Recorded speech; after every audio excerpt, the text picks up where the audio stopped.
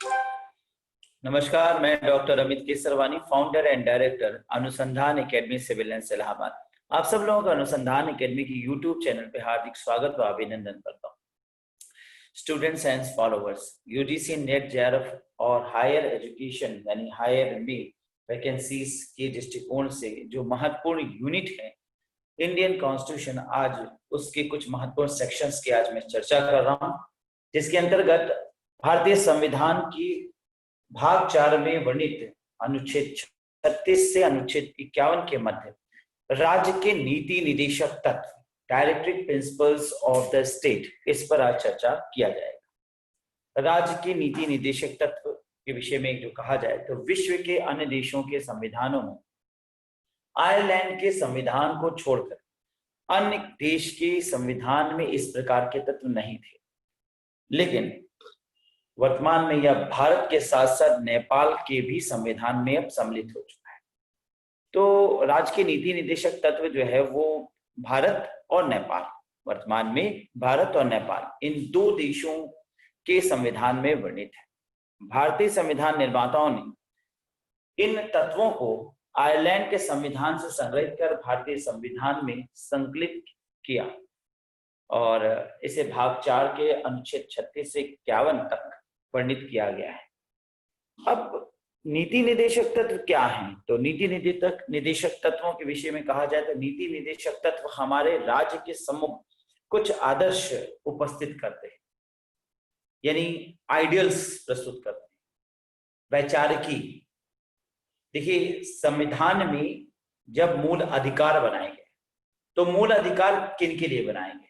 मूल अधिकार बनाए गए राज्य के लोगों के, मूल अधिकार बनाए गए भारत के नागरिकों के, कि भारत के नागरिक अगर आवश्यकता समझें तो अपने मूल अधिकारों को सुप्रीम कोर्ट में जाकर के मनवा सकते हैं। अगर कोई शासक कोई शासन कालांतर में भविष्य में किसी नागरिक के मूल अधिकारों का हनन करे तो ना, मूल अधिकार आपके हैं, आप इनको प्राप्त करा सकते हैं, आप इनको प्राप्त कराने के लिए कोर्ट में जा सकते हैं। लेकिन मूल अधिकारों के अलावा सरकार की भी कुछ गाइडलाइंस हैं, कुछ निदेशक तत्व हैं, यानी सरकार को कैसे राष्ट्र चलाना है, किसी गवर्नमेंट को कैसे देश में सत्ता चलानी है। अतः इस हेतु उन्हें निर्देश प्राप्त किया गया, प्रदान किया गया, डायरेक्शंस प्रदान किए गए। वो किन बातों को ध्यान में रखकर देश की सत्ता, देश की बागडोर को संचालित करें। तो राज्य के नीति निदेशक तत्व हमारे राज्य के सम्मुख कुछ आदर्श उपस्थित करते हैं, जिसके द्वारा देश के नागरिकों का सामाजिक, आर्थिक, नैतिक उत्थान हो सके, सामाजिक, आर्थिक, नैतिक उत्थान हो सके। नाउ संविधान की प्रस्तावना द्वारा भारत के नागरिकों को स्वतंत्रता, समानता और न्याय प्रदान करने का लक्ष्य रखा गया। तो ये लक्ष्य, ये देखा जाए तो इस लक्ष्य को प्राप्त करने के लिए, इस लक्ष्य को देने के लिए, नागरिकों को यह लक्ष्य मिले, पूर्ण हो सके, इसके लिए एक गाइडलाइन होना जरूरी है, आदर्श होना जरूरी है। तो सरकार के सम्मुख कुछ आदर्श प्रस्तुत करने की आवश्यकता महसूस की गई, जिसके तहत संविधान निर्माताओं ने उसी समय कुछ आदर्शों को निर्मित किया, कुछ प्रिंसिपल्स को निर्मित किया, सिद्धांतों को निर्मित किया। और ये निदेशक तत्व राज्य के लिए नैतिकता के सूत्र माने जाते हैं और देश में स्वस्थ और वास्तविक प्रजातंत्र की स्थापना की दिशा में प्रेरणा स्रोत माने जाते हैं। यानी कैसे एक स्वस्थ और एक स्वतंत्र, एक आदर्श राष्ट्र निर्मित हो सके, इसके लिए एक प्रेरणा स्रोत कहलाते हैं।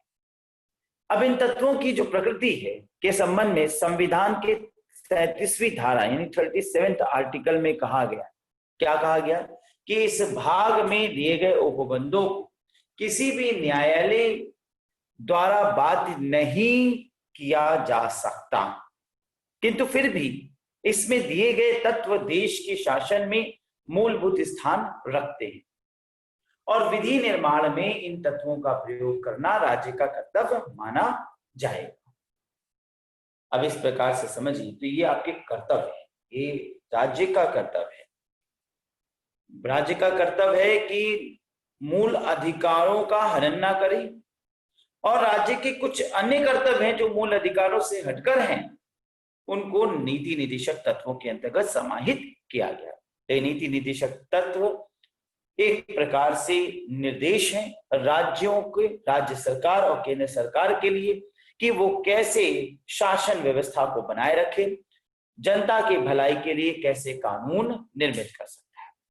सरकार का कर्तव्य होता है कानून को निर्मित करना। कानून निर्मित करने के लिए वो कुछ ऐसे स्टेप ना उठा लें जिससे मूल अधिकारों का और संविधान की मूल आत्मा का हनन हो। इसलिए इसके अंतर्गत कुछ बातें सम्मिलित कर दी गई, जिससे समय समय पर जब सरकार जनता की भलाई के दृष्टिकोण से कार्य करे या करने की चाह रखे, तो वो इन अधिकारों को पढ़ ले, इन तत्वों को पढ़ ले, नीति निर्देशक सिद्धांतों को पढ़ ले और इसके अनुरूप अपने क्रियाओं को संकलित करे, कर्तव्य इस क्रियाओं को करने का प्रयास। ठीक है, नीति निर्देशक तत्वों का स्वरूप। नीति निर्देशक तत्वों के संबंध में प्रमुखतः 3 बातें उल्लेखनीय हैं। पहला, इन तत्वों को न्यायालय द्वारा लागू नहीं किया जा सकता। दूसरे शब्दों में कहा जाए तो इन्हें वैधानिक शक्ति प्राप्त नहीं है। वैधानिक शक्ति प्राप्त नहीं है का मतलब हुआ कि विधि के अनुसार, यानी न्यायालय में जाकर के हम इसे लागू कराने के लिए राज्य को विवश नहीं कर सकते। जबकि मूल अधिकारों का यदि हनन होता है तो उसे लागू कराने के लिए, मूल अधिकारों में जो बात वर्णित है उसे लागू कराने के लिए हम राज्य को विवश कर सकते हैं। उसके लिए संविधान के अनुरूप हम न्यायालय में जाकर के उस संबंध में रिट दाखिल कर सकते हैं, और रिट दाखिल करने की जो प्रक्रिया है वो संवैधानिक उपचारों का अधिकार के वीडियो में मैंने आपको पूरी तरीके से क्लियर किया है। नाउ यहां पर जब हम राज्य की नीति निदेशक तत्वों की बात करते हैं तो यहां पर स्पष्ट है कि राज्य की नीति निदेशक तत्वों के अंतर्गत जो बात वर्णित है वो राज्य सरकारों की इच्छा पर है, केंद्र सरकार की इच्छा पे, यानी राज्य की इच्छा पर है कि राज्य आवश्यकता समझे तो इन तत्वों के तहत कानून बनाए। लेकिन अगर वह कानून नहीं बनाता है, अगर वह इन तत्वों को नहीं वर्तमान में लागू कर रहा है, तो कोई भी न्यायालय इनको, यानी सरकार को, यानी राज्य को इन तत्वों के तहत कानून बनाने के लिए बाध्य नहीं कर सकता। ये उनकी अपनी आवश्यकता के अनुसार, स्थिति के अनुसार, उनकी क्रियाओं पर, उनके ऊपर निर्भर करता है। दूसरी महत्वपूर्ण बात जो इन तत्वों के संबंध में कही गई है वो ये कि निदेशक तत्व देश के शासन में मूलभूत स्थान रखते हैं। क्यों रखते हैं? क्योंकि जब शासन की बागडोर, सत्ता का बागडोर कोई सरकार संभालेगी, जनता के हित के लिए कार्य करेगी, जनता के हित के लिए कानून बनाने को सोचेगी, तो उस समय ये निदेशक तत्व उसके मूलाधार होंगे। ये निदेशक तत्व उसे गाइडलाइन प्रदान करेंगे कि कैसे कानून बनाया जाए, कैसे किन बातों को ध्यान में रखकर हम जनता का भला कर सकते हैं। तो कानून बनाते समय शासन को चलाने के दृष्टिकोण से ये निदेशक तत्व बहुत महत्वपूर्ण योगदान रखते हैं। इन निदेशक तत्वों का बहुत महत्वपूर्ण योगदान होता है। तीसरी महत्वपूर्ण बात जो इन निदेशक तत्वों के तहत कही गई है वह कानून बनाते समय इन तत्वों का प्रयोग करना राज्य का कर्तव्य माना जाएगा। यानी ये राज्य का कर्तव्य है कि वो कानून बनाते समय इन तत्वों का प्रयोग करें, इन तत्वों का प्रयोग करके अपने कानूनों को बना सके। अब इस प्रकार से देखें तो कुछ बातें एकदम स्पष्ट हो जाता है जो कि इस राज्य की नीति निदेशक तत्वों के तहत सामने आता है। पहली बात है ये सिद्धांत सरकार के मार्गदर्शक हैं, that principles are the guidelines of the government, they are the guidelines of the government. दूसरी बात जो निकल के आती है वो ये सिद्धांत राज्य की कर्तव्य, these are the duties of the government। सरकार के ये ड्यूटीज हैं, दैट स्टेट का ये ड्यूटी है कि वो इसको फॉलो करे। तीसरा, ये सिद्धांत पूर्णता ऐच्छिक नहीं है, ये सिद्धांत पूर्णता ऐच्छिक नहीं है। अब मन में आपकी एक बात आ रही होगी, पूर्णता ऐच्छिक नहीं है लेकिन कहा जाए तो ये ऐच्छिक है, ये राज्य के ऊपर निर्भर करता है। तो राज्य के ऊपर निर्भर करता है यानी राज्य के लिए ऐच्छिक है, ये सिद्धांत ऐच्छिक है। लेकिन उसके बाद यहां जो बात निकल के आ रही है वो ये कि ये सिद्धांत पूर्णतः ऐच्छिक नहीं है, यानी ये सिद्धांत, मैं फिर से कहूंगा, ये सिद्धांत पूर्णतः ऐच्छिक नहीं है। ये सिद्धांत पूर्णतः ऐच्छिक नहीं है। That means that is not totally voluntary। अब ये बात थोड़ा सा गहराई से समझिएगा। ये सिद्धांत ऐच्छिक है, ठीक है, ध्यान रखिएगा। मैं दोनों बातों को लिख देता हूं यहां पर। ये सिद्धांत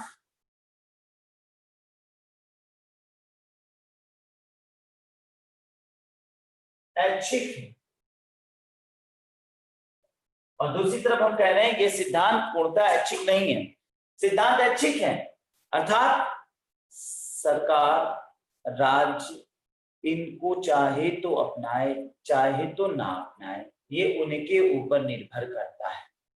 लेकिन ये पूर्णतः ऐच्छिक नहीं है। इसका क्या तात्पर्य है? इसका तात्पर्य है कि वे चाहे तो ना अपनाए, लेकिन वे कानून बनाते समय ऐसे कानून ना बना दें जो इन सिद्धांतों के विपरीत हो जाए। ये ठीक है कि वो इनको फॉलो नहीं करते, कोई बात नहीं, परंतु ये ध्यान देने वाली बात है कि वे कुछ और अगर निर्मित करते हैं तो इसके अगेंस्ट ना हो जाए। यानी जो बातें इनमें वर्णित हैं उन बातों को ध्यान में रखते हुए कानून बनाएं, इनको इनके अगेंस्ट में जाकर कोई कानून ना निर्मित करते। इसलिए यह बात सत्य है, ये वॉलंटरी है, but it is not totally voluntary, not totally voluntary. ठीक है, वॉलंटरी है, आप ना अपनाओ ठीक है, लेकिन आप इसके विरुद्ध में जाकर कोई कानून नहीं बना सकते। तो हो गया ना, नहीं कर सकते हो, एक प्रकार से रोक उत्पन्न करता है। आप ना अपनाओ ठीक है, परंतु इसके विरुद्ध में जाकर आप कोई कानून नहीं बना सकते। ऐसा करने पर supreme court, the guardian of the Indian constitution, ऐसे कानून को निरस्त कर देगा। यह है भारतीय संविधान की खूबसूरती कि एक तरफ आपके अधिकारों का वर्णन कर दिया गया, एक तरफ जनता के हित के लिए कुछ कर्तव्य बना के राज्य को दे दिया गया, और दूसरी बात राज्य से कहा गया कि ये ध्यान रखिएगा, आप चाहें तो इनको अपनाएं चाहे तो ना अपनाएं, लेकिन ना अपनाएं वो ठीक है, लेकिन इनके विरुद्ध, इनके अगेंस्ट कोई कार्य ना करें। That is quite sensible thing as I think. बहुत सोचनीय विचारधारा के अनुरूप भारतीय संविधान निर्माताओं ने बड़ी खूबसूरती से इन तत्वों को इसमें पिरोया है। अगली बात देखें तो यह सिद्धांत राज्य को निश्चित कार्यों को करने का आदेश देते हैं। यानी एक प्रकार से देखें तो एक आदेश है कि आप ऐसे करें, आप ऐसे करें, जब चाहे तब करें, परंतु आप ऐसे करें। आदेश हो रहा है ना, आप ऐसे करें। You do it whenever you want, but whenever you do like it, you do as it is mentioned under it। तो आप इसे जब चाहे तब करें, कोई बात नहीं, समय नहीं, सीमा नहीं, आपकी इच्छा अनुसार डिपेंड करता है, आपकी संसाधनों के अनुसार डिपेंड करता है, आपकी सामर्थ्य के अनुसार डिपेंड करता है। बट whenever you do, जब भी आप करें, you should have to follow things, आपको इन्हें फॉलो करके ही करना होगा। Will never go against to these principles. You may follow but you never go against to this principle. Understand? ये खूबसूरती। अगली जो बात इसमें कही कि जनता का अधिकार है तथा जनता द्वारा प्रवर्तनीय है। मैं इसे फिर लिखूंगा, इस पॉइंट को भी लिखेंगे। ये जनता का अधिकार है, जनता का अधिकार है, ये जनता का अधिकार है तथा जनता द्वारा प्रवर्तनीय है, तथा जनता द्वारा प्रवर्तनीय है।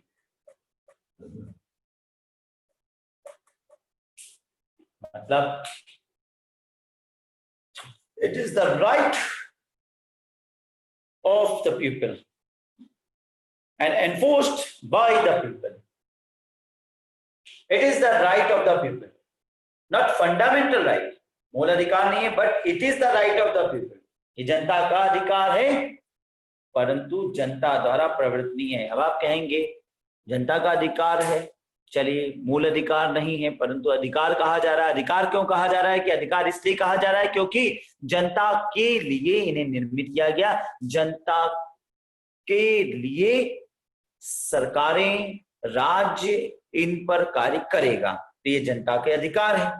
इस प्रकार ये अधिकार है और जनता द्वारा प्रवर्तनीय है। इसका मतलब कि जनता जाकर कोर्ट में प्रवर्तनीय कराएगा, कोर्ट से कहेगा कि इनमें जो लिखी बातें हैं इनको सरकारें से कहिए कि ये इसे लागू कर दें, नहीं।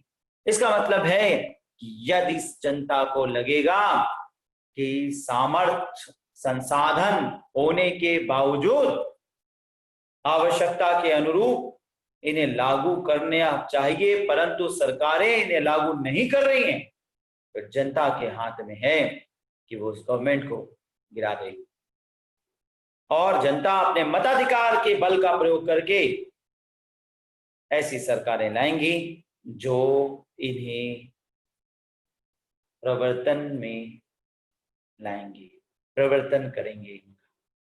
बात को समझ गए?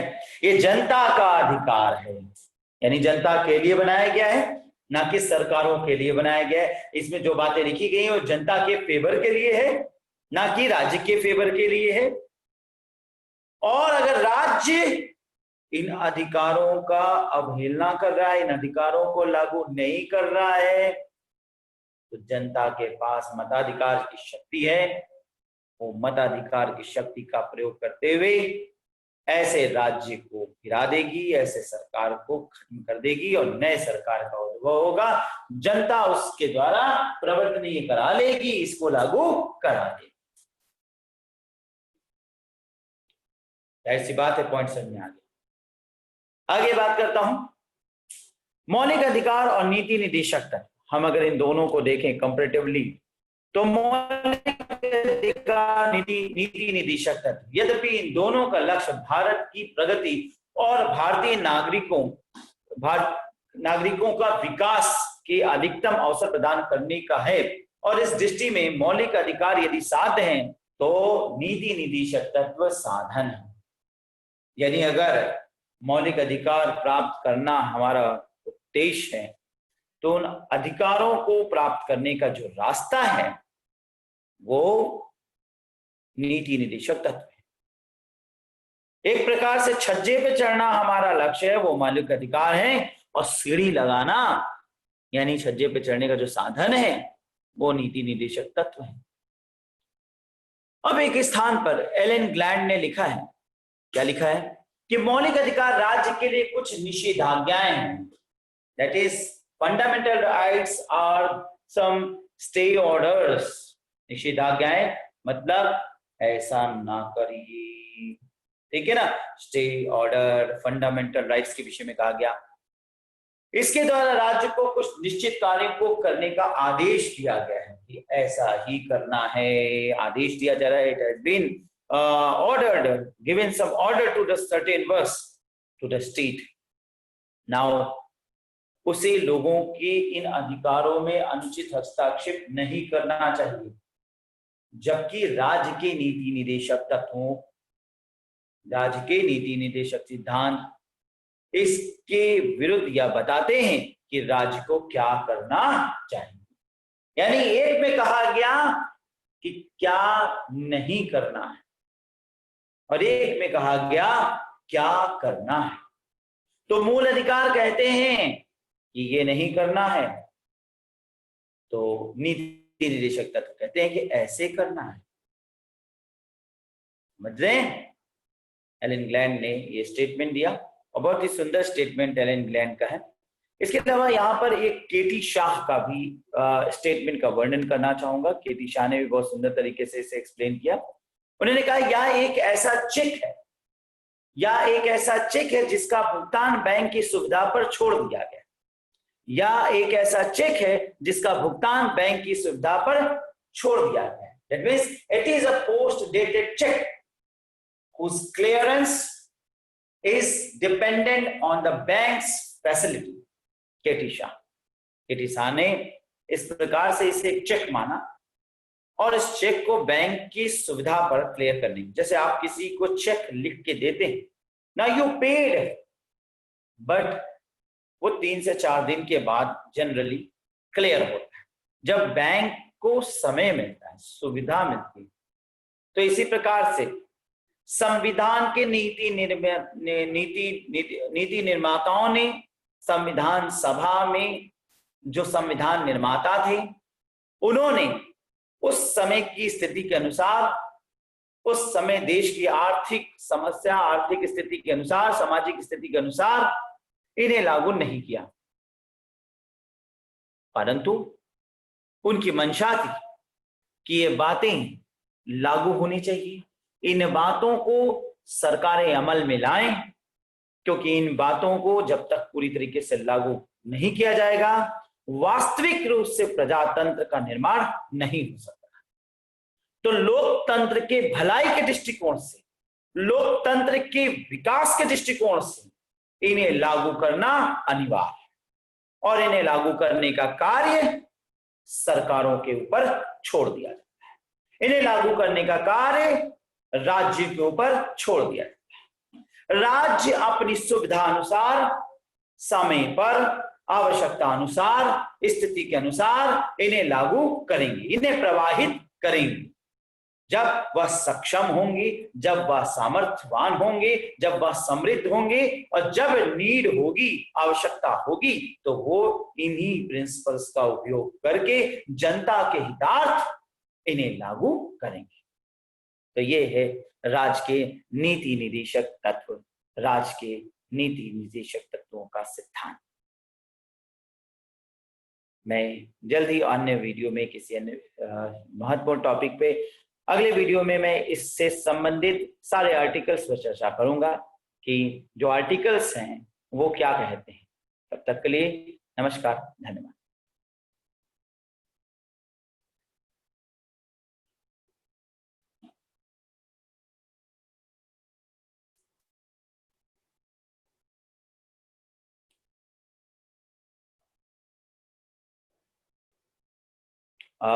Students, anybody has any problem? कोई समस्या, कोई दिक्कत?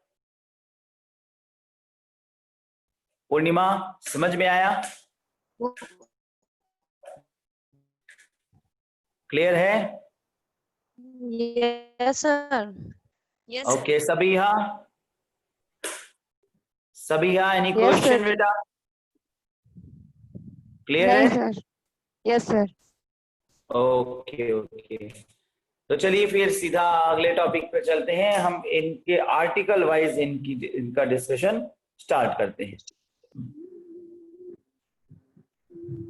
ठीक।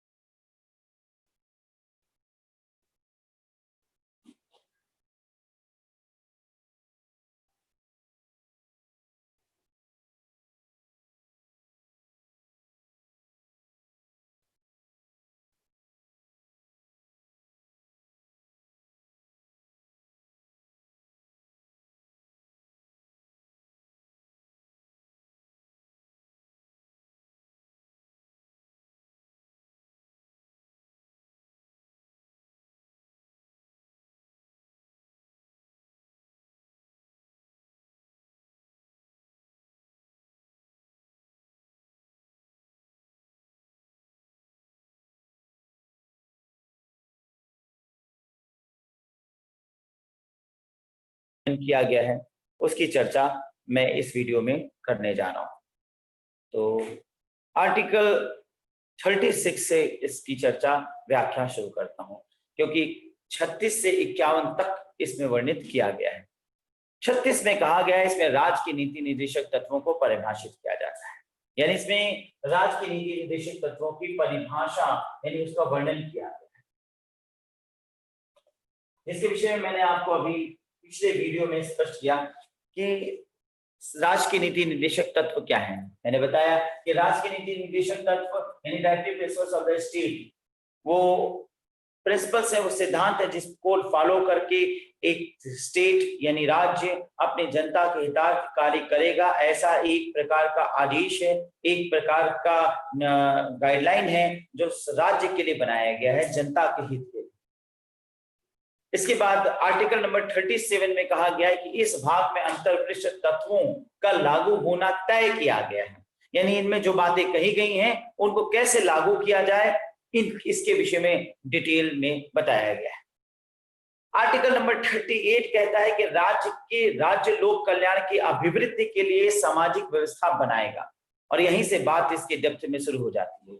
लोक कल्याण की अभिवृद्धि के लिए यानी कैसे जनता के विकास के लिए, लोक कल्याण के लिए कानून बना सकते हैं। अब यहाँ पे अगर हम देखें तो किसी प्रकार की कोई समस्या जनता के हितार्थ, जनता के कल्याण के लिए सरकार समाज कल्याण के दृष्टिकोण से, आर्थिक विकास के दृष्टिकोण से कानून ला सकती है, जिसका उद्देश्य होगा लोक कल्याण की अभिवृद्धि, सोशल वेलफेयर, सोशल डेवलपमेंट, जनता के वेलफेयर के लिए। तो इस प्रकार से सरकार बहुत से कानून बनाती है, जिस पर कई बार आपके मन में प्रश्न आता है कि अनावश्यक पैसा क्यों वेस्ट किया जा रहा है, क्यों इस पैसे को जनता के नाम पर जनता को अनुदान के रूप में दिए जाना। ये सब कुछ अगर कानून या सरकार स्टेप उठाती है तो इस सब के पीछे सरकार इस आर्टिकल की मंशा रखती है, जो कि कहता है कि राज्य लोक कल्याण के अभिवृद्धि के लिए यानी लोगों के विकास के दृष्टिकोण से, सोशल वेलफेयर के लिए सामाजिक व्यवस्था बनाएगी। अब एक एग्जाम्पल के रूप में आज कोरोना के काल में, कोरोना की समस्या के दौरान सरकार यानी राज्य के द्वारा जनता को फ्री राशन दिया जाना, ये एक प्रकार से लोक कल्याण के दृष्टिकोण से, लोक कल्याण के अभिवृद्धि के लिए एक सामाजिक व्यवस्था है। यहाँ पे विपक्ष इस संबंध में कोर्ट में जा सकता है, कह सकता है कि सरकार जो राष्ट्र का धन है वो बर्बाद कर रहा है, वेस्ट कर रहा है, फेंका जा रहा है, अनावश्यक यूटिलाइजेशन हो रहा है। इस पर सरकार अपना पक्ष रख सकती है और सुप्रीम कोर्ट उस पक्ष को स्वीकार करेगा, क्योंकि ऐसा आर्टिकल 38 में मेंशन है कि सरकार यानी राज्य लोक कल्याण की अभिवृद्धि के लिए सामाजिक व्यवस्था के तहत ऐसा कर रहा है, इसलिए वो लीगल है, सही है, गलत नहीं है, कर सकता है। अब बात करते हैं आर्टिकल नंबर 39। अभी मैंने आपके साथ आर्टिकल 36 चर्चा कर लिया, 37 चर्चा कर लिया, 38 चर्चा कर लिया, अब 39 की बात करें। आर्टिकल नंबर 39, आर्टिकल नंबर 38 में लोक कल्याण अभिवृद्धि, लोक कल्याण अभिवृद्धि। 39 में क्या कहा गया? 39 में कहा गया कि राज्य द्वारा अनुसरणीय कुछ नीति निर्देशक तत्व जैसे पुरुष और स्त्री सभी नागरिकों यानी पुरुष और स्त्री सभी नागरिकों को समान रूप से जीविका के पर्याप्त साधन प्राप्त कराने का अधिकार है। यानी जीविका के पर्याप्त साधन प्राप्त कराने का अधिकार, यानी उनको जीवन जीने के दृष्टिकोण से, जीवन जीने की व्यवस्था के तहत उनको साधन मुहैया कराया जाए। ये सरकार का कर्तव्य है, ये राज्य का कर्तव्य है कि स्त्री हो चाहे पुरुष, सभी नागरिकों को समान रूप से जीविका मिलनी चाहिए। अब इसमें सरकार को ऐसी व्यवस्था बनानी चाहिए, ऐसे नियमन, ऐसे कानून लाने चाहिए जिससे कि सबको समान जीविका का अधिकार मिल सके। दूसरी बात कही गई कि समान कार्य के लिए समान वेतन दिया जाए, समान कार्य के लिए समान वेतन दिया जाना, equal wages for equal work, यानी एक ही कार्य के लिए किसी व्यक्ति के साथ भेदभाव ना करना, स्त्री हो चाहे पुरुष, जाति के आधार पे या धर्म के आधार पे या लिंग के आधार पे किसी से भी भेदभाव नहीं किया जाना, सबको बराबर इक्वल वेजेस पे किया जाना चाहिए। आर्टिकल 39 की तीसरे बिंदु की चर्चा करूंगा, जिसमें कहा गया आर्थिक व्यवस्था इस प्रकार चले, आर्थिक व्यवस्था इस प्रकार से व्यवस्थित की जाए जिससे धन तथा उत्पादन साधनों का सर्वसाधारण के लिए अहितकारी संकेंद्रण ना हो जाए। स्पष्ट है, इस बिंदु पर ध्यान से समझिएगा। ऐसी व्यवस्था ना करे सरकार, या ऐसी व्यवस्था करे सरकार जिससे कि किसी एक पक्ष की ओर धन का अधिक संकेंद्रण ना हो जाए। यानी देश में अर्थव्यवस्था इस प्रकार से मेंटेन किए जाए, ऐसी अर्थव्यवस्था का व्यवस्था किया जाए या ऐसे मॉडल को अपनाया जाए जिससे किसी एक वर्ग विशेष को बहुत लाभ और अन्य वर्ग विशेष को उपेक्षित ना किया जाए। परंतु आज देखिए कैसी स्थिति हो रही है कि एक व्यक्ति या एक कुछ समुदाय अत्यधिक धन प्राप्त करता चला जा रहा है और कुछ वर्ग काफी निकृष्ट और काफी निम्न होते चल रहे हैं, उनका विकास नहीं हो पा रहा है। तो इस प्रकार से राज्य अपने कर्तव्य का निर्वहन करें कि वो अर्थव्यवस्था को सुदृढ़ बनाए रखें और सबके लिए विकास के रास्ते सुलभ करें, सबको विकसित होने का रास्ता प्रदान करें। तो आर्थिक व्यवस्था इस प्रकार चले जिससे धन का और उत्पादन के साधनों का सर्वसाधारण के लिए अहितकारी संकेंद्रण ना हो, संकेंद्रण हो परंतु वो नुकसानदायक ना हो। चौथी बात कहा गया कि समुदाय के भौतिक संसाधनों का इस प्रकार बटा हो जिससे सामूहिक विकास हो सके, यानी सबको बराबर रूप से भौतिक संसाधनों का वितरण हो। एग्जाम्पल के रूप में अगर झारखंड के पास अत्यधिक कोयला है तो वो एक दृष्टिकोण से वो उस कोयले को संसाधन को इस प्रकार से वितरण करे कि जिससे सभी का विकास हो सके। तो समुदाय के भौतिक संसाधनों का भी इस प्रकार से वितरण हो सके जिससे सामूहिक विकास हो सके, यानी केवल अत्यधिक संसाधनों का विकास केवल झारखंड न करे, बाकी सबको मिले, सारे लोगों को सबका विकास हो सके, सारे समाज का विकास किया जा सके। इसके बाद जो अगला महत्वपूर्ण है वो है आर्टिकल नंबर 40। आर्टिकल 40 बहुत इंपॉर्टेंट आर्टिकल है। क्यों? क्योंकि ये मंशा उस समय ही थी जिस समय संविधान निर्मित हुआ।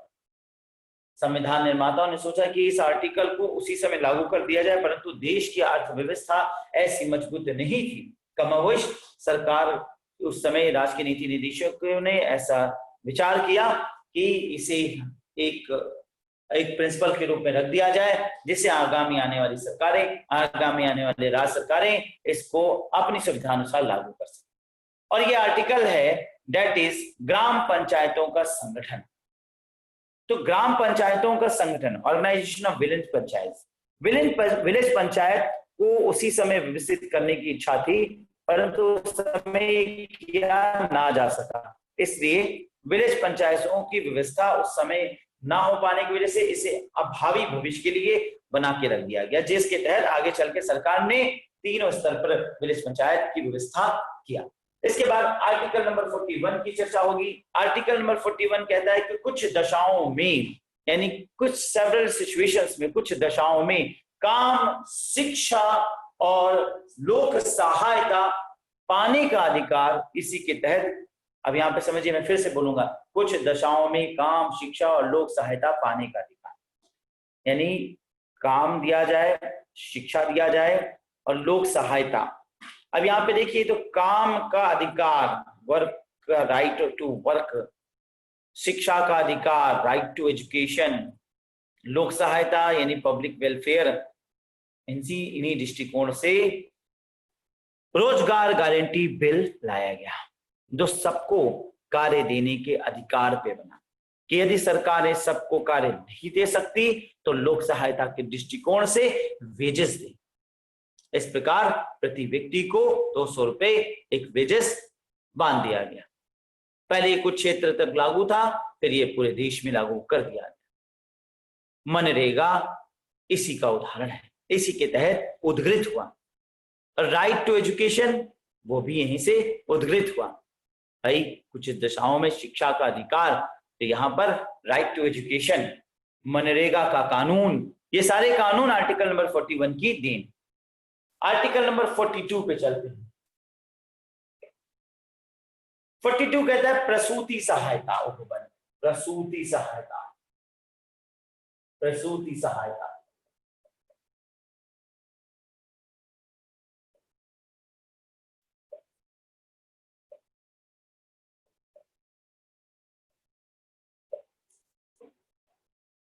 प्रसूति सहायता। 42 कहता है कि काम की न्याय संगत और मानवोचित दशाओं का प्रसूति सहायता उपबंध, यानी provision for just and human conditions of work and maternity relief. That means कि सबको न्याय संगत रूप से वर्क दिया जाना चाहिए और ह्यूमैनिटेरियन भाव के साथ, मानवीयता के भाव के साथ, मानवीय दशाओं को देखते हुए महिलाओं को प्रसूति का सहायता दिया जाना चाहिए। अब यहां पर एक छोटी सी उदाहरण रख सकता हूं कि सपोज करिए कि एक वुमेन फीमेल शिक्षक टीचर विश्वविद्यालय में इसलिए नहीं आ पा रही हैं क्योंकि उन्हें मैटरनिटी लीव दी गई। इस पर कोई व्यक्ति एक पुरुष शिक्षक अगेंस्ट में कंप्लेन कर सकता है, कोर्ट भी जा सकता है और कह सकता है कि सरकार उन्हें 6 महीने की लीव दे रही है, फिर 2 वर्ष तक CCL लीव तक हो सकता है और जॉब सिक्योर रहती है, जबकि मैं 2 दिन नहीं आता या मैंने अगर 1 सप्ताह भी में छुट्टी मांगी तो मुझे छुट्टी नहीं मिल जाती। अतः उस व्यक्ति को, उस महिला शिक्षक को निकाल दिया जाना चाहिए या उनके खिलाफ एक्शन लेना चाहिए, सरकार के खिलाफ एक्शन लेना चाहिए। तो इस पर कोर्ट कह सकती है, कहेगी कि आर्टिकल नंबर 42 में यह मेंशन है कि काम की न्याय संगत, अब न्याय संगत दृष्टिकोण से for provision for the just and human conditions और मानवोचित दशाओं की दृष्टिकोण से प्रसूति सहायता उपबंध बनाया गया। अतः मानवोचित ह्यूमन कंडीशंस के दृष्टिकोण से ऐसी व्यवस्था की गई है और यह न्यायोचित है, इसलिए कंप्लेन शुड बी कैंसल। यहां पर आर्टिकल नंबर 42 इस प्रकार से भारत के नागरिकों की सहायता करता है। नाउ अगला आर्टिकल है आर्टिकल नंबर 43। क्या कहता है ये आर्टिकल 43? इसमें 43 का और 43 दो आर्टिकल बनते हैं, 43 का और 43 कहता है कर्मकारों के लिए निर्वाह मजदूरी, दैट इज निर्वाह मजदूरी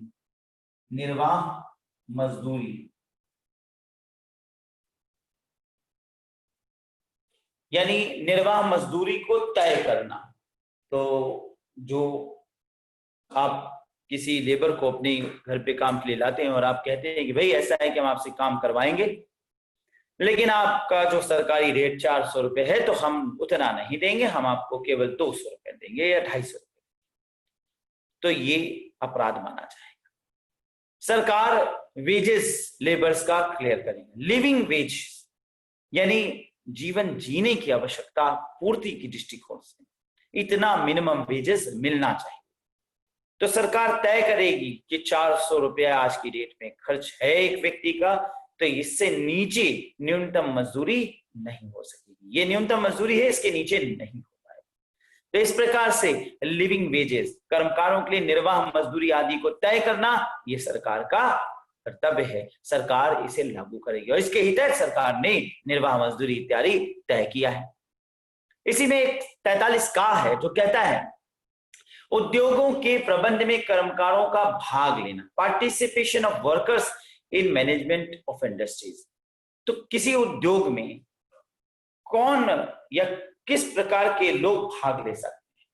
अब अगर खतरनाक उद्योग है तो वहां छोटे बच्चे भाग नहीं ले सकते। इसी प्रकार से इंडस्ट्री के कैटेगरी के अनुसार उसमें कौन भाग ले सकता है, कौन नहीं भाग ले सकता, ये वर्णन इसके अंतर्गत मेंशन किया जाता है। यानी who can participate in the industry, type of industries, management industries के अंतर्गत। नाउ 44 की बात करूंगा, अगला बहुत इंपॉर्टेंट है। 44 नागरिक कहता है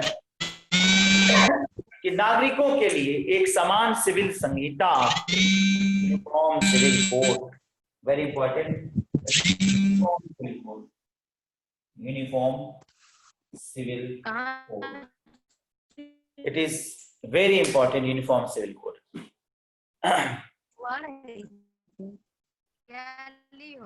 चप्पल टूट गया है ना, वही हाथ में लेके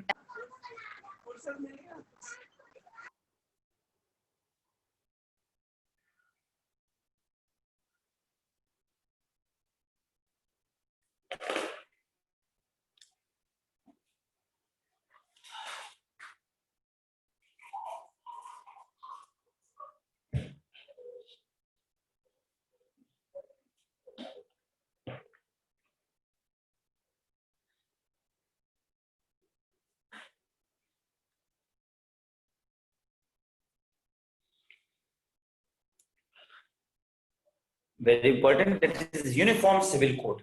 तो यूनिफॉर्म सिविल कोड क्या है? नागरिक जैसे समान सिविल संहिता क्या है? तो नागरिकों के लिए एक जैसी व्यवस्था, देश की कोई भी नागरिक है, देश के सभी नागरिकों को एक जैसे नियमन को फॉलो करना होगा। तो देश का कोई भी प्रांत है, सभी प्रांत में देश की एक संस्कृति के अकॉर्डिंग रहना होगा। अब यहां पर जम्मू कश्मीर से लेकर कन्याकुमारी तक जितने प्रांत भारत के हैं, सभी क्षेत्रों में एक संस्कृति लागू होगी, एक्सेप्ट गोवा।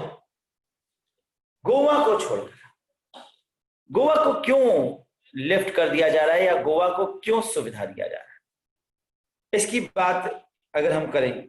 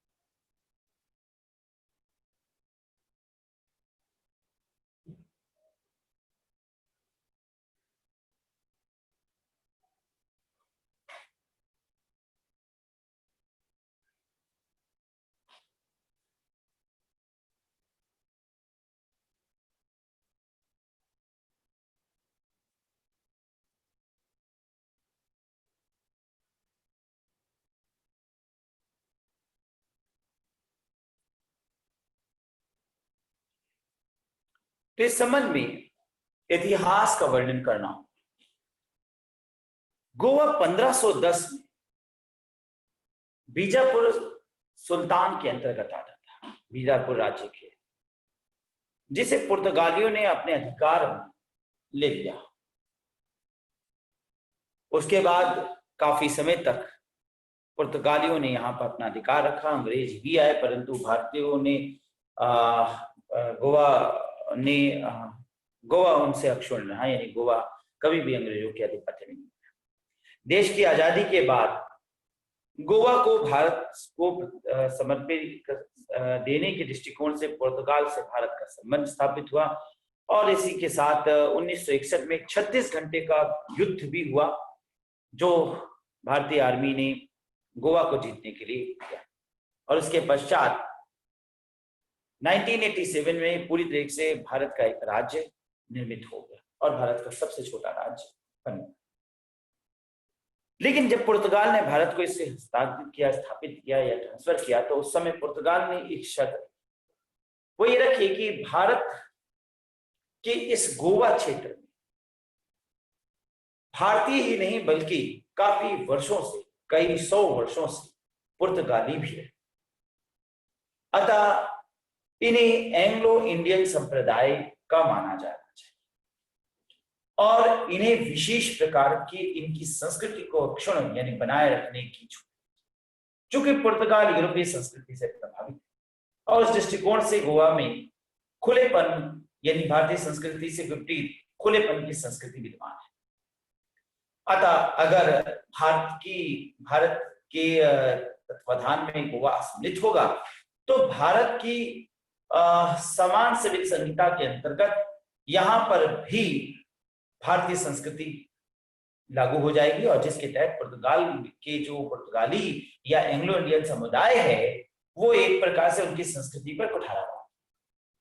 अतः इस दृष्टिकोण से आपसे समझौता बना कि गोवा को उनकी संस्कृति अक्षुण्ण रखी जाएगी और इसके साथ वो भारत के साथ समर्पण में आएंगे और भारत के साथ गठबंधन में आएंगे। इसलिए भारतीय संविधान में आर्टिकल नंबर 44 में मेंशन है कि केवल गोवा के लिए ही अलग से सिविल संहिता बनाई जाएगी, लेकिन गोवा को छोड़कर के भारत के अन्य सभी राज्यों के लिए, जो भी राज्य भारत में हैं, सभी राज्यों के लिए नागरिकों के लिए समान सिविल संहिता होगी। यानी अगर एक ड्रेस कोड है, नग्न नहीं रहना है, ये भारतीय संस्कृति है, तो ये सब पर लागू होगी, सभी राज्यों पर लागू होगी और इसी संस्कृति के साथ भारत में नागरिकों को रहना। ये था आर्टिकल नंबर 44। अब बात करूंगा आर्टिकल नंबर 45।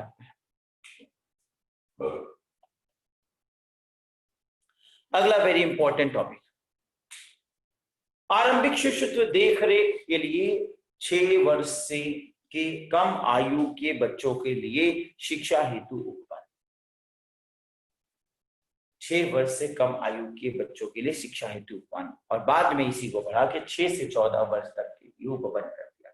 अब यहाँ पे बहुत सुंदर बात है, देखिए जब देश आजाद हुआ तो भारत की स्थिति नहीं थी, इतनी आर्थिक कंडीशन इतनी स्ट्रांग नहीं थी कि वो शिशु के देखरेख के लिए, उनकी शिक्षा इत्यादि व्यवस्था के लिए व्यवस्था कर सके, निःशुल्क व्यवस्था कर सके। लेकिन संविधान निर्माता ऐसा चाहते थे कि आरंभिक शिशुत्व देखरेख, यानी कि जब बच्चा जन्म लेता है तो उसकी देखरेख, और उसके बाद 6 वर्ष तक के कम से कम उनकी आयु तक, जब तक वो 6 वर्ष तक नहीं पहुंच जाते, उनके संबंध में शिक्षा की व्यवस्था होनी चाहिए, उनकी देखरेख की व्यवस्था। लेकिन आगे चल के आरटीई ने राइट टू एजुकेशन के तहत इसे विस्तारित कर दिया। अब 6 से 14 वर्ष, ना कि केवल इतना ही बल्कि इससे ज्यादा, 6 से 14 वर्ष तक के बच्चों के लिए अनिवार्य शिक्षा की व्यवस्था कर दी। और आरंभिक शिशु देखरेख के लिए जन्म होते ही बच्चों के विकास के लिए माता पिता को कुछ धन दिया जाता है, जिससे कि कुपोषण का शिकार ना हो। पल्स पोलियो अभियान इत्यादि सब उनके आरंभिक शिशु देखरेख के दृष्टिकोण से विभिन्न टीकाकरण किया जाता है। ये सब कुछ इसी आर्टिकल के तत्वाधान में किया गया। तो आर्टिकल नंबर 45 इसी पॉइंट ऑफ व्यू से निर्मित किया गया। नाउ आर्टिकल नंबर 46 बहुत इंपॉर्टेंट है, क्योंकि 16/4 के बाद 46 का बात होगा, फिर एक बार आरक्षण की बात दिखाई देती है, जो बड़ा गर्म मुद्दा शुरू हो जाता है कि क्या कहता है। लेकिन यहाँ पर एक एक वर्ड को ध्यान से सुनिएगा। कहा गया है कि अनुसूचित जाति, अनुसूचित जनजाति और अन्य पिछड़ा वर्ग यानी ओबीसी की शिक्षा और अर्थ संबंधी हितों की अभिवृद्धि। तो धर्म, अर्थ, लिंग के आधार पर विभेद का निषेध ये कहा गया, आर्टिकल नंबर 3 में वर्णित कर दिया गया। इस हिसाब से किसी को जाति के आधार पर विभेद नहीं होगा और सभी समान है, समानता के अधिकार में भी कह दिया 19 का में। 16 में भी कहा गया सबको इक्वलिटी रखी जाएगी। लेकिन 16/4 में वर्णित किया गया कि जो सामाजिक रूप से पिछड़े वर्ग हैं उनके विकास के लिए विशेष आरक्षण किया जा सकता है। और उसी के तहत 46 में क्या कहा गया कि अनुसूचित जाति, जनजाति और ओबीसी की वृद्धि के दृष्टिकोण से उनके शिक्षा और उनके आर्थिक समृद्धि के लिए, उनके हितों के लिए, आर्थिक हितों के लिए विशेष प्रबंध किया जाए। ऐसा क्यों? ऐसा फिर वही आरक्षण के दृष्टिकोण से ये माना गया कि एक सोशल जस्टिस का पैमाना है, जिसमें काफी वर्षों से जो लोग पिछड़े चले आ रहे हैं, अगर आज हम सब इक्वलिटी पे सबको ला दे तो भी वो पिछड़े रह जाएंगे। इसलिए कुछ समय के लिए उन्हें इक्वल करना जरूरी है। इसलिए जो अगड़े हैं उन्हें थोड़ी देर के लिए पीछे लाया जाए, ताकि जो पीछे से आ रहे हैं वो आगे निकल जाए और फिर सबको इक्वल कर दिया जाए। क्योंकि अगड़ा यहाँ है, और अगर हम सबको आज बराबर पे चलाएंगे तो अगड़ा हमेशा अगड़ा बना रहेगा और पिछड़ा पिछड़ा रह जाएगा। इसलिए कुछ देर के लिए अगड़ों को रोकना पड़ेगा और पिछड़ों को चांस देना होगा, जिससे अगड़े और पिछड़े एक बराबर जब आ जाए, अब जो दोनों समान रेखा पे कॉन्साइड कर जाए तो दोनों को फिर साथ साथ बढ़ाया जाए। ऐसे फिर हमेशा हमेशा इक्वलिटी बनी रहेगी। तो equality for ever, equality for ever के लिए there is some inequality now, और इसी इनइक्वलिटी को रिजर्वेशन करा और आरक्षण 16/4 और 46 में जन्म उद्भूत होता है। चलते हैं अब अगले आर्टिकल, राज्य की नीति निदेशक तत्वाधान के अंतर्गत आर्टिकल नंबर 47 बहुत इंपॉर्टेंट ये भी है, क्योंकि ये पोषाहार, वेल न्यूट्रिशन के पॉइंट ऑफ व्यू से कहा गया। पोषाहार स्तर और जीवन के स्तर को ऊंचा करने के दृष्टिकोण से लोक स्वास्थ्य का सुधार करने के लिए राज्य का कर्तव्य, पोषाहार का स्तर अच्छा हो, इसके लिए मिड डे मील योजना बच्चों में चलाया गया। इसके लिए राशन व्यवस्था, दाल इत्यादि दिया जा रहा है। इसके लिए फ्री रेशनिंग किया जा रहा है। तो पोषाहार स्तर ऊंचा उठाना, इसके अलावा जीवन स्तर को ऊंचा उठाना, तो लाइफ स्टाइल को ऊंचा उठाने के लिए गरीब लोगों के लिए, पिछड़े लोगों के लिए विशेष प्रावधान, विशेष सरकारी पैकेज इत्यादि वो इसके अंतर्गत। और इसके अलावा जो लोक स्वास्थ्य को सुधार करने की दृष्टिकोण से, तो आप अगर सरकारी अस्पताल में जाते हैं तो आप देखते हैं कि 1 रुपए का पर्चा कटता है। आप देखते हैं कि तमाम मेडिसिन फ्री में दी जाती हैं, वैक्सीनेशन फ्री में होते हैं। ये सब कुछ इस पॉइंट के अंतर्गत समाहित हो जाता है, क्योंकि सरकार लोक कल्याण, लोक स्वास्थ्य के सुधार के लिए ऐसा सब कुछ कर रही है, जो कि आर्टिकल नंबर 47 के तहत वर्णित है, 47 के तहत कहा जा रहा है। अब बात करते हैं आर्टिकल नंबर 48। यह अगला महत्वपूर्ण आर्टिकल है, आर्टिकल नंबर 48 क्या कहता है? कृषि और पशुपालन का संगठन। स्पष्ट है कि एग्रीकल्चर बहुत इंपॉर्टेंट है। देश के संविधान के निर्माताओं ने यह बात महसूस किया कि कृषि को अगर मजबूत करना है तो कृषि का विकास करने के लिए कृषकों की सहायता करना जरूरी है।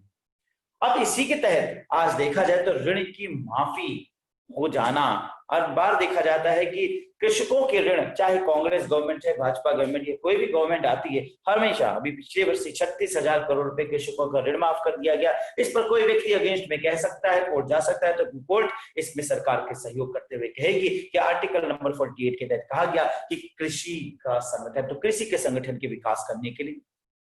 अब पशुपालन के संगठन के दृष्टिकोण से विदेशी गायों को लाना, विदेशी गायों को यहाँ स्थापित करना, अधिक से अधिक पशुपालन को बढ़ावा देने के लिए सरकार का देखा जाए तो गौशाला की स्थापना करना। अब अगर कोई व्यक्ति कहे कि साहब ये तो धर्म के आधार पर गौशालाओं का विकास कर रहे हैं, अपने धार्मिक दृष्टिकोण से कर रहे हैं, तो यहाँ पर कोर्ट कहेगी कि नहीं साहब ये ठीक कर रहे हैं, क्योंकि आर्टिकल नंबर 48 के तहत पशुपालन का संगठन करने की बात रखी गई है। तो इन सारे पॉइंट ऑफ व्यू से देखा जाए तो पोषाहार का, कृषि और पशुपालन के स्तर को ऊंचा उठाने के लिए आर्टिकल नंबर 48 में कहा गया। आर्टिकल नंबर 48 का में भी एक बिंदु कहा गया, 48 का की बात करेंगे। 48 का ये कहता है पर्यावरण का संरक्षण तथा संवर्धन और वन तथा वन्य जीवों की रक्षा के लिए अगर प्रोटेक्शन एक्ट बनाया गया, एनवायरमेंटल प्रोटेक्शन एक्ट, तो इससे लाया गया आर्टिकल नंबर 48, क्योंकि 48 का ये कहता है कि पर्यावरण के संरक्षण के लिए, तो पर्यावरण के संरक्षण के लिए अगर पन्नी को बैन किया जा रहा है तो पर्यावरण के संरक्षण के संबंध में जो कानून बनाया जा रहा है वो इससे बनाया जा रहा है।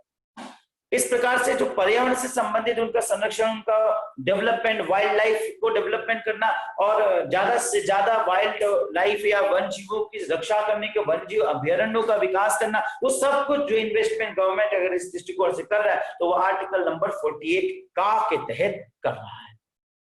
अब बात करेंगे आर्टिकल नंबर 49। ये अगला वेरी इंपॉर्टेंट आर्टिकल है। आर्टिकल नंबर 49 क्या कहता है? राष्ट्रीय महत्व के स्मारकों, स्थानों और वस्तुओं का संरक्षण।